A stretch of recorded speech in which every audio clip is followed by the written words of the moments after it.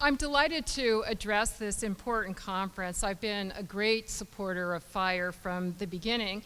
Before FIRE existed, the ACLU had already been handling the same kinds of cases in the same ideologically neutral fashion that Greg described, which is absolutely an essential core aspect of the credibility and effectiveness of both of our organizations. So I'm very proud, for example, that the ACLU brought and won the first challenges to campus hate speech codes starting in the late 1980s, creating landmark precedents on which FIRE has built far and wide.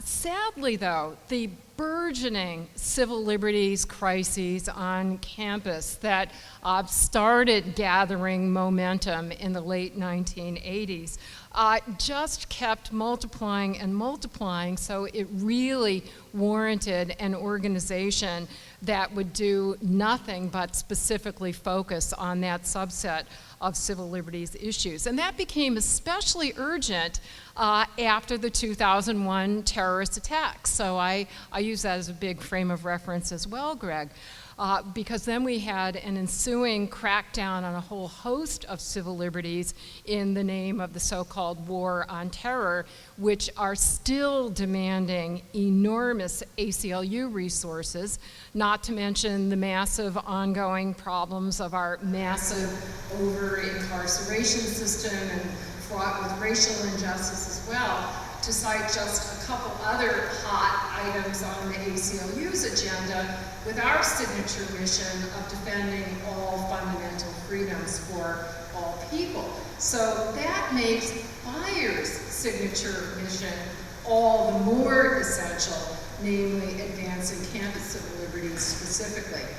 Of all of FIRE's impressive initiatives, nothing is more important than its work with all of you, campus leaders, campus activists who support free speech and other fundamental freedoms. FIRE, the ACLU, other advocates, other organizations literally could not do our work without all of you.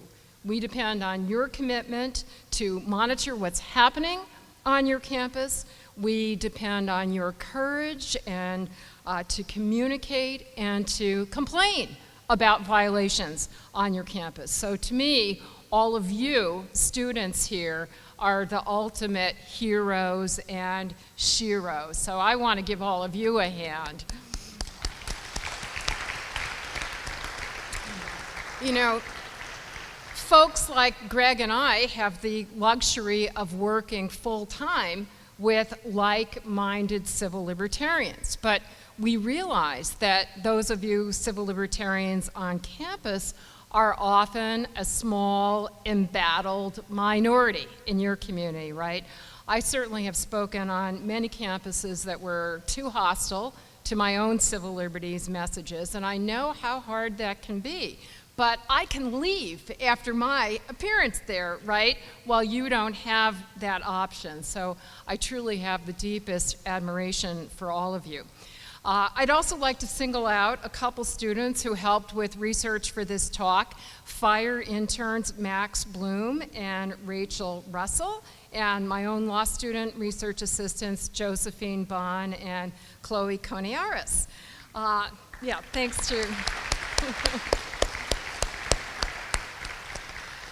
I'd like to cite an email about FIRE's essential work that I happened to get last week from Mike Adams, who is a professor at the University of North Carolina, Wilmington. He and I are going to be debating each other about abortion, an issue on which we strongly disagree. However, we strongly agree about campus civil liberties and about FIRE's vital role. So let me tell you a little bit about what Mike told me about his involvement with FIRE. FIRE first came to Mike's assistance way back in 2001 when his free speech and privacy rights were violated by the university's unjustified examination of his private emails. FIRE later supported Mike's 2007 challenge to the university's decision denying him tenure due to disagreement with some of his ideas expressed in columns that he wrote for the general public. That was a 7-year court battle, which ended with a great victory just last year, which not only vindicated his own First Amendment rights, retroactively granted him tenure, but it also set a really important legal precedent that's going to assist free speech rights of faculty members nationwide.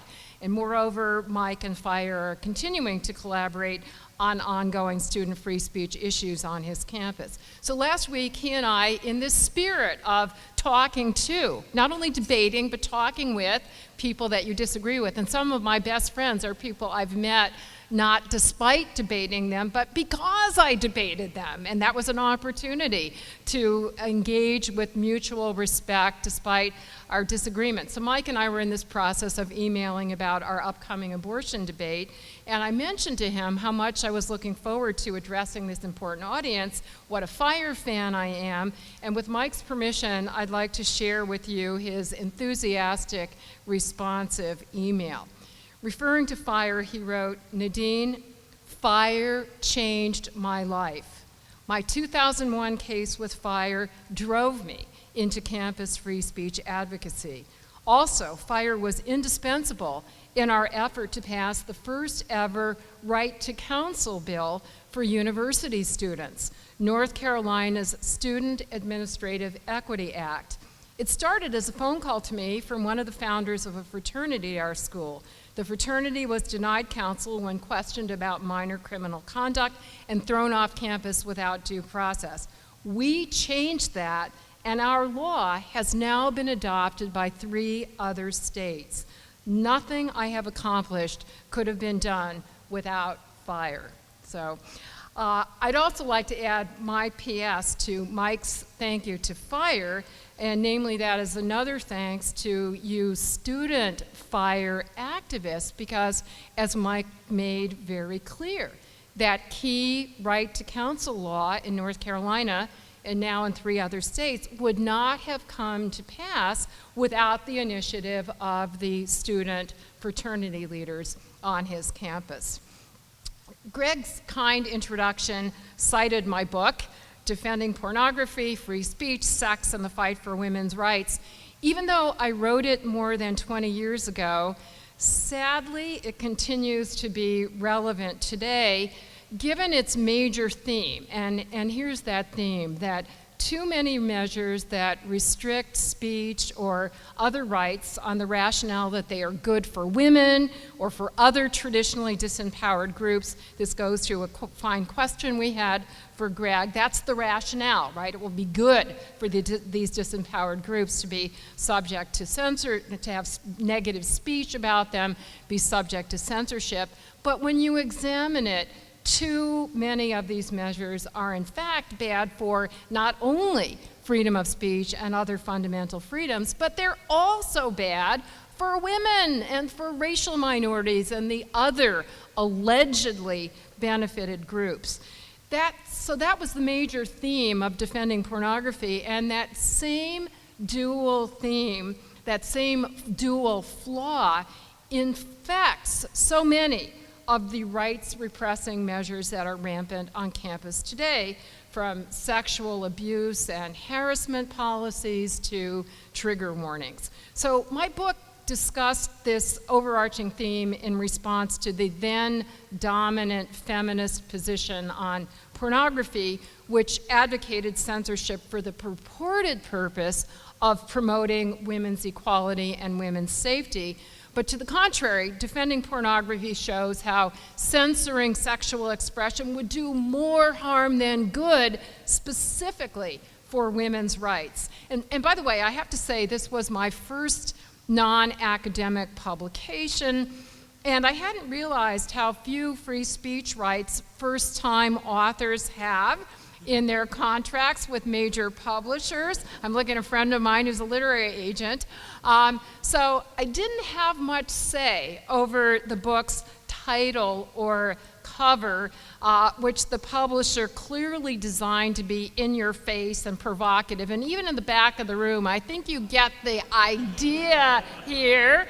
You know, that big word in flaming neon, pornography, which prompted this comment from one of my academic friends who had written scholarly works on point with the typical long, dull academic title, you know, with a semicolon in the middle, and dripping with sarcasm and maybe a little bit of envy. She said to me, "Gee, Nadine, couldn't they work in the word orgasm too?" I told that joke when I was speaking. I mean, it's a true story. I told it when I was speaking at West Point, and the commander who invited me said, "I think that's the first time that word has been said from this podium." So I'm going to note some current campus policies that are analogous to these old anti-porn laws because they share the following features. They violate free speech and other fundamental rights. They're advocated for the sake of advancing women's rights, but in fact, they undermine rights for women and men alike. But before I say more about these specific current campus issues, I want to make a couple general comments. First, I want to underscore something I said a moment ago. The policies I'm critiquing adversely affect both women and men. It's important to recognize that all of us, whatever our gender, are adversely affected by any policies that are based on gender stereotypes. That's certainly true for the current problematic campus policies. They reflect insulting stereotypes that deny autonomy and agency to men and women alike. Women are viewed as helpless, passive victims who can't protect ourselves, and men are viewed as aggressive predators who can't control their violent impulses. And these are precisely the same problem with the anti-pornography laws that I argued against in defending pornography. In fact, the ACLU went to court decades ago to challenge those anti-pornography laws, and our Women's Rights Project, founded by Ruth Bader Ginsburg, I think you've heard of her, the argument was that these laws not only violated First Amendment free speech rights, but they also violated 14th Amendment equal protection rights. So I'm going to quote from a brief that the ACLU filed more than 30 years ago, which is also equally apt today as an indictment of too many current campus regulations. Quote, "A law that equates women with children and men with satyrs is hardly a step toward gender equality," quote unquote. Now, shortly after Ruth Bader Ginsburg became the founding director of the ACLU Women's Rights Project in 1972, a reporter was interviewing her about a somewhat belittling term from that era, describing her work as women's lib. I don't know if you've heard that term, to which Ginsburg retorted, "No, we're working to liberate men and women." And here I want to draw another important lesson from that classic liberal concept of gender justice. And I mean liberal not in the political sense, but of liberal education, right? Freeing minds. And that classic liberal concept of gender justice still animates the ACLU Women's Rights Project to this day. As even the detractors recognized through their flip term lib, the key goal was liberation, liberty, freedom. In contrast, too many statements that invoke feminism on campus today, they use a new watchword which is completely different. What is their pursuit? Safety, comfort. To a civil libertarian, this shift is nothing short of Orwellian. After all, it's the government whose overriding goal is safety or security, whereas in our constitutional system, it's premised on the view that for us individuals, the ultimate goal is freedom. Now, to be sure, safety is a prerequisite for liberty, but it is only the means to an end, not the end in itself. And it saddens me to see so many students stress safety or comfort as primary, ultimate concerns, especially when they do so for the purported sake of women or feminism. And on this point, I'd like to quote my favorite rebuttal of this fearful approach. It comes from one of the most important Supreme Court opinions ever, namely Justice Brandeis's 1927 opinion in Whitney versus Ohio. And by the way, the plaintiff in that case, Jane Whitney, was a woman who certainly had the courage of her convictions. She was an outspoken, influential political activist and dissident a full century ago when both women and activists faced infinitely more challenges, even than the many challenges we still face today. So she exemplified and embodied courage, not timidity. And here's what Justice Brandeis wrote on this theme. Those who won our independence believed that the final end of the state was to make men free. They believed liberty to be the secret of happiness and courage to be the secret of liberty. Those who won our independence by revolution were not cowards. They did not exalt order at the cost of liberty. There's yet another problem with the current campus exaltation of safety, and it's a distorted concept of safety, very different from the dictionary definition, which is protection from physical violence. To the contrary, the current clamor for campus safety seeks protection from what? From ideas that make one uncomfortable. In other words, ideas that we disagree with. I hope you all saw the spot-on Onion satire of this concept last week. Here's the headline. Parents dedicate new college safe space in honor of daughter who felt weird in class once. And the subheading, the calming new idea-free zone will be open around the clock to comfort students who have read or heard opinions that are at odds with their pre-existing worldview. Now, alas, that satiric safe space is not too far from what we've been seeing in reality.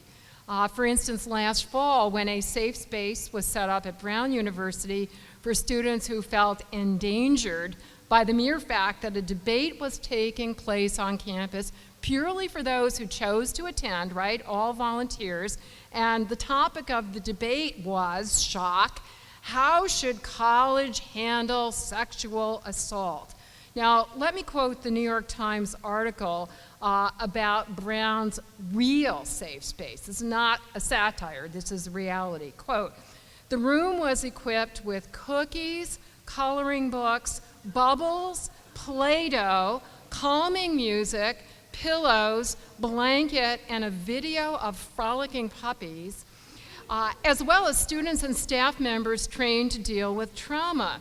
Emma Hall, a junior who helped set up the room, at one point went to the debate, but after a while, she said, she had to return to the safe space, explaining, I was feeling bombarded by a lot of viewpoints that really go against my dearly and closely held beliefs, close quote. And I have to underscore that it's not just a fringe position on campus to falsely equate unpopular ideas with physical violence. For example, I'm going to quote the news article in the Brown Daily Herald that described this safe space. Now, this was a news story, not an editorial.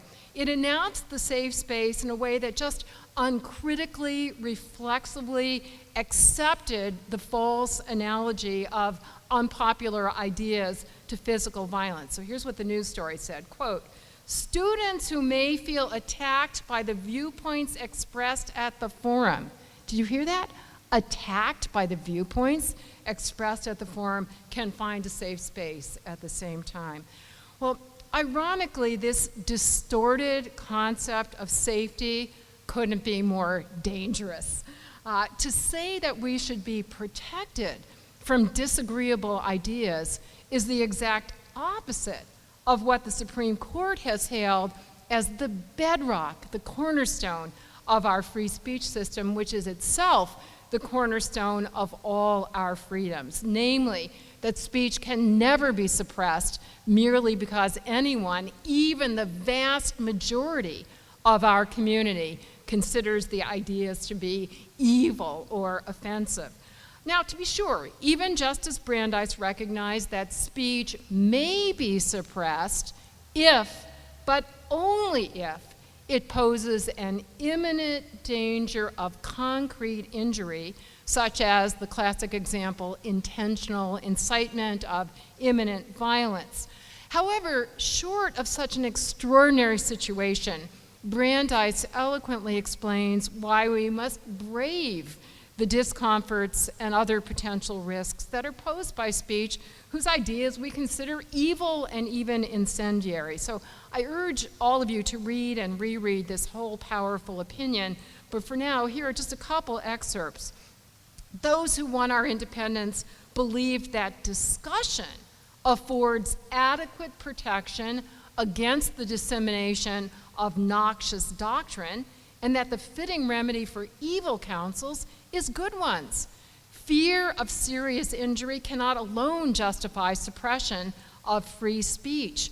Men feared witches and burned women. Speech may not be suppressed unless it is shown that immediate serious violence is to be expected.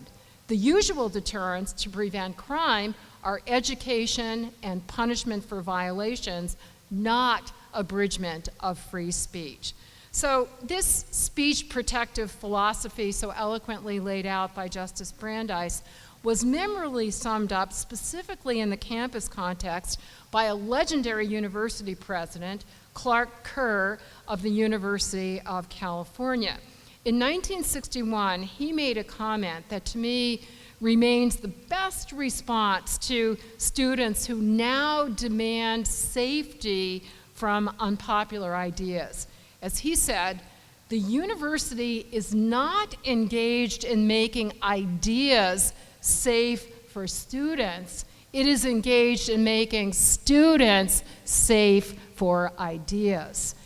He made that statement in defending students' rights to hear a communist speaker they had invited to campus during the Cold War, when his ideas were considered deeply dangerous with the looming threat of a nuclear war. And Kerr also went on to make a point that constitutes a strong rebuttal to the current campus disinvitation pandemic, disinviting unpopular speakers with controversial views. As Kerr said, the university permits the freest expression of views before students, trusting to their good sense in passing judgment on these views. Only in this way can it best serve American democracy. Now, when Kerr uttered these bracing words, it was the students who were fighting for freedom and government officials who sought to stifle freedom in the name of safety.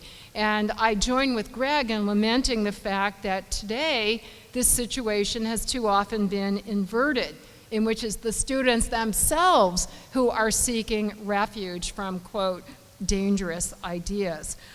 So now I'm going to, with those general points in mind, I'm going to overview 4 interrelated campus policies that present these general problems that I've been highlighting, and then I'll discuss one of them in more detail. They all result from the laudable, critically essential effort to ensure that campus sexual misconduct is treated seriously. For too long, too many campuses have ignored or even covered up sexual abuse. So it's a positive development that so many officials have recently made it a priority to right that wrong. But as often happens, after the pendulum swings too far in one direction, it then swings too far in the other direction. And of course, any campus failure to protect against or punish sexual abuse is a miscarriage of justice, but much less publicized, although starting recently there's been a lot more publicity. But still, I think most people are much less aware that there have been other miscarriages of justice the other way when campuses punish as rapists men who had consensual sex but are railroaded in kangaroo court-like proceedings.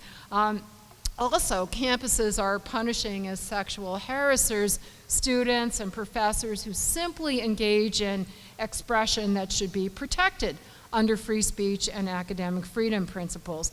These unjust standards and procedures have become endemic on our campuses due to pressure from the Department of Education's Office of Civil Rights, or OCR, ironic title in light of what it's been doing lately.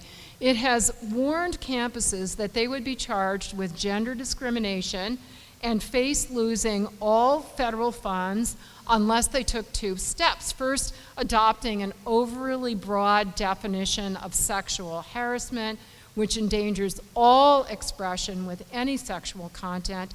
And second, adopting procedures for handling sexual misconduct claims that violate fundamental due process rights for accused abusers, while also failing to provide the serious punishment and protection that only the criminal justice system can afford. Now, almost all campuses are dependent on federal funding, so it's not surprising that universities are falling like dominoes, capitulating to OCR pressure. One distressing example is my alma mater, Harvard, which has at least one of, if not the biggest endowment in the country, and yet still is dependent on federal funding. And as many of you may have seen, that prompted an extraordinary public complaint last fall by 28 Harvard Law School professors.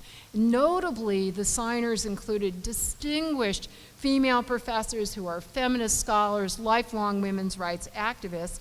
In February, a similarly impressive group of professors at the University of Pennsylvania Law School right here issued a similar complaint. So I'm going to share with you just a brief excerpt from the Harvard law professor's letter.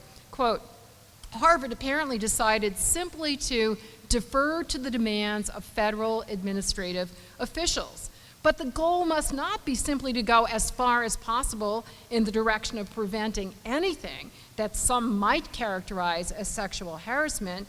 The goal must instead be to fully address sexual harassment while at the same time protecting students against unfair discipline, honoring individual relationship autonomy, and maintaining academic freedom. Also, in response to government pressure to crack down on sexual misconduct, universities have been adopting so-called affirmative consent policies. I'm sure you've all followed these, which presume that any sexual contact is non-consensual, in other words, an assault, a crime, unless it is preceded by explicit consent. This dramatically broadened concept of non-consensual sex is not only going to increase the situations in which students are unfairly branded as rapists, but it is going to reduce the stigma of rape. So again, an example of the worst of both worlds for liberty and for gender equality and justice. Now, of course, colleges and universities should educate students and promote a culture of seeking and obtaining consent for all sexual intimacy. But it's another thing entirely to mandate this behavior on pain of severe sanctions. Certainly unjustified government intrusion into the most intimate aspects of our personal lives and relationships. And along with all these problematic policies that I'm noting, the affirmative consent approach reflects gender stereotypes that are at least as insulting to women as men. On that point, I'd like to quote a young female reporter and comedian. Maybe she could be included in your documentary. Greg, her name is Catherine Timpf, who wrote a scathing satirical piece about the affirmative consent laws, and I'll just give you a couple examples. Some people say that the affirmative consent laws go too far, but what these archaic misogynists just don't realize is that adult women are just not strong enough to articulate what we want in sexual situations. And just one yes isn't enough. If a woman suddenly becomes uncomfortable during an intimate encounter, she certainly won't be assertive enough to tell the man without his asking her first. Thankfully, the affirmative consent laws specify that a prior relationship does not change anything. Never again will women have to deal with their longtime boyfriends going from kissing to more without explicitly asking for permission first, an experience no doubt traumatic to the weak psyche of a woman. The final issue I'd like to flag is trigger warnings, which originated on feminist blogs that discussed violence against women in a laudable effort. I mean, all of these are well-intentioned, right? A laudable effort to protect victims of violence from post-traumatic stress disorder that these discussions might trigger, but experts on PTSD and sexual assault have strongly argued that such trigger warnings do more harm than good, not only from a free speech and academic freedom perspective, but also in terms of the mental and emotional health and well-being of survivors of sexual violence and other traumatic events. So in sum, all of these policies are the worst of both worlds, violating a whole host of fundamental freedoms for the purported sake of women's dignity, safety, and equality, but in fact doing more harm than good, precisely to women's rights and well-being. And in my small remaining time, I'm going to elaborate on this conclusion concerning one of these interrelated policies. Consistent with the theme of defending pornography, I've chosen the one that violates freedom of speech about sexual matters, namely the overly broad sexual harassment policies. So we go back to the starring role here played by the OCR, the so-called Office of Civil Rights in the Department of Education, which has forced on campus a sweeping and distorted concept of illegal sexual harassment. And I'm going to quote it exactly. Sexual harassment is defined by the OCR as, quote, any unwelcome conduct of a sexual nature, close quote. There is no exception for speech. To the contrary, the OCR definition of sexual harassment is specially designed to deny the special status of speech under our Constitution, because that definition expressly extends to verbal conduct.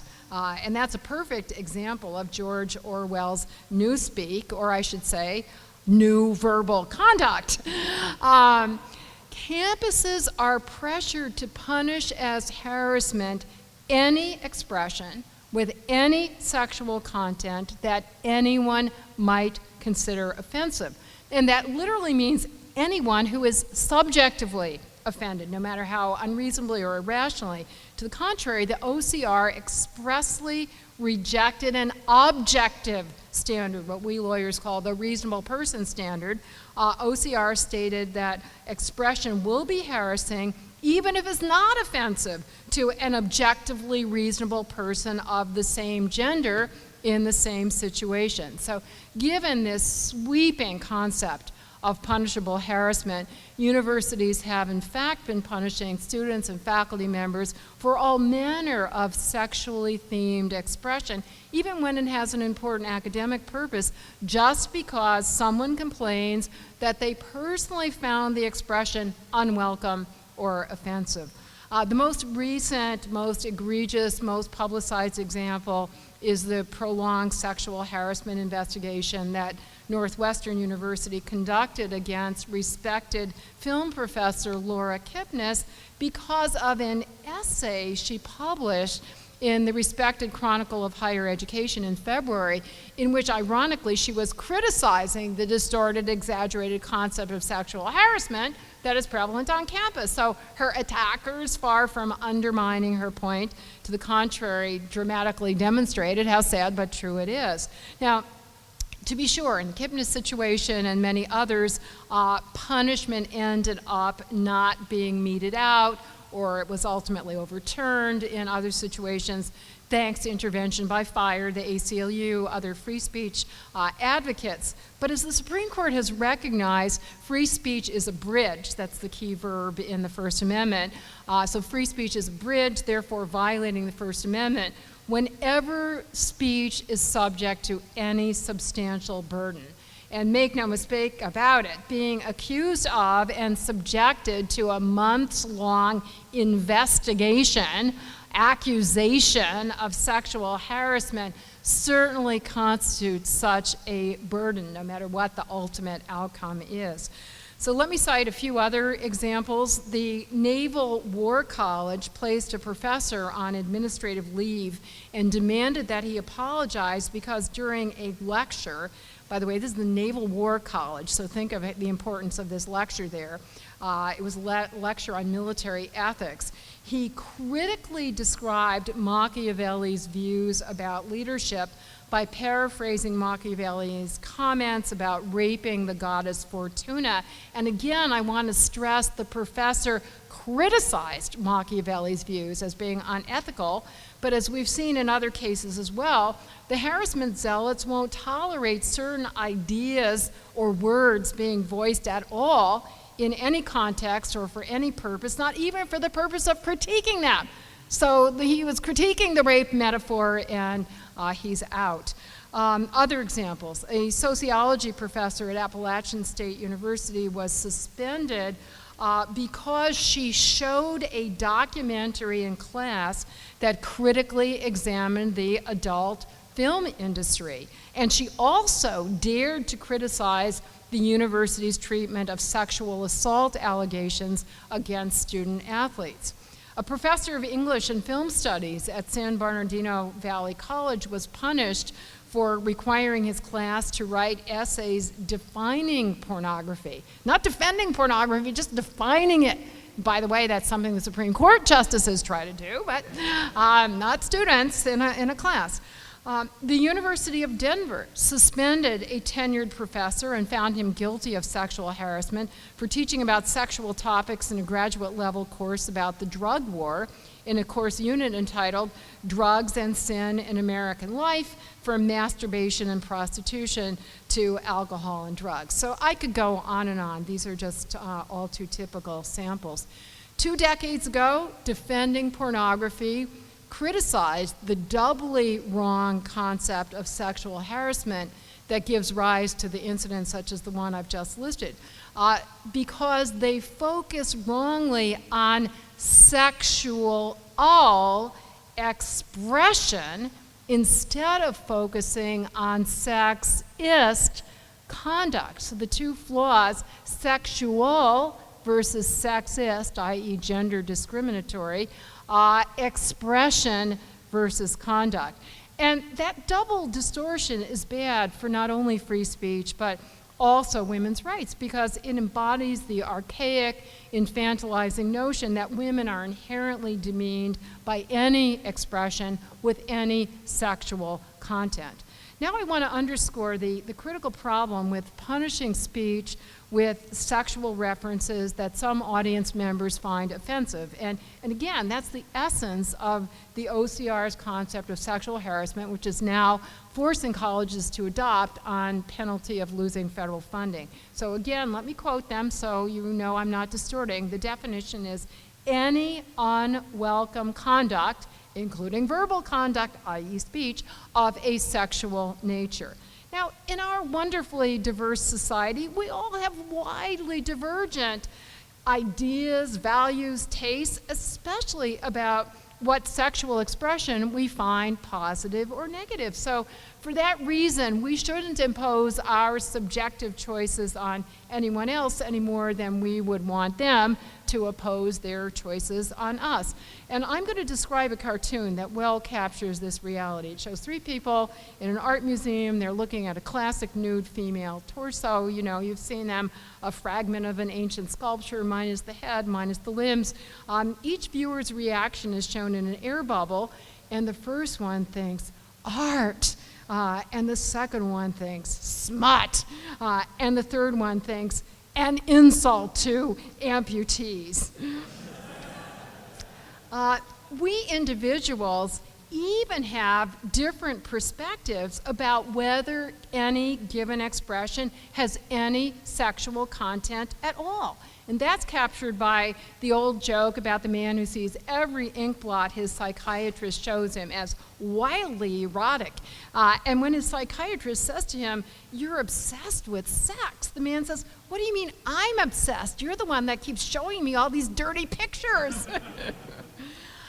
An appropriately limited concept of illegal sexual harassment in the educational context was issued by the Supreme Court in 1999, namely not just anything that anyone considers unwelcome, as the OCR would have it, but rather only unwelcome conduct that is targeted, discriminatory, and here I'm quoting the Supreme Court, so severe, pervasive, and objectively offensive, and that so undermines and detracts from the victim's educational experience that the victim's students are effectively denied equal access to an institution's resources and opportunities. Now that is an appropriately narrow definition that is consistent with both equality and free speech concerns, and therefore it's been endorsed by advocates of both, including the ACLU Women's Rights Project.